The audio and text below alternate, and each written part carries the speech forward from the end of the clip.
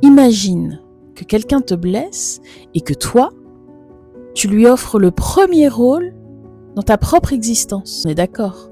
Ça n'a pas de sens. C'est l'histoire d'un escargot.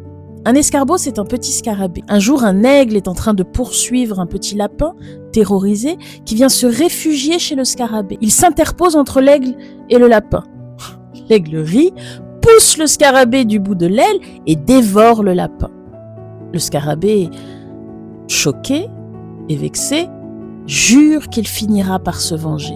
Et tous les ans, chaque fois que l'aigle pond ses œufs et s'absente pour aller chercher à manger, le scarabée monte jusque dans le nid et pousse les œufs pour qu'ils viennent s'écraser au sol. Quel que soit l'endroit où l'aigle pond ses œufs, le scarabée est toujours là. Après des dizaines d'années, l'aigle finit par se dire « Enfin, c'est pas possible, mes œufs ne sont en sécurité nulle part. Je vais les confier à Jupiter. » Il finit par déposer ses œufs sur le long manteau en velours de Jupiter, se disant qu'ainsi, personne n'oserait venir souiller le manteau de Jupiter. Le scarabée est vieux, mais toujours déterminé. Il fait rouler un peu de terre sur le manteau. Jupiter, voyant ça, sursaute et écrase tous les œufs de l'aigle. Le scarabée finit par rentrer chez lui, épuisé. Il mourra dans son sommeil. Le scarabée, finalement, a gagné, mais à quel prix?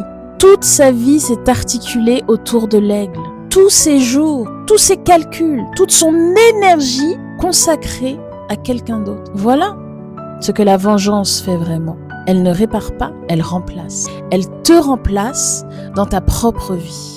Et cet ascendant qu'elle arrive à prendre sur toi se met en place selon 3 mécanismes psychologiques. D'abord, l'illusion d'apaisement. On croit que se venger va calmer la douleur, mais c'est l'inverse qui se produit.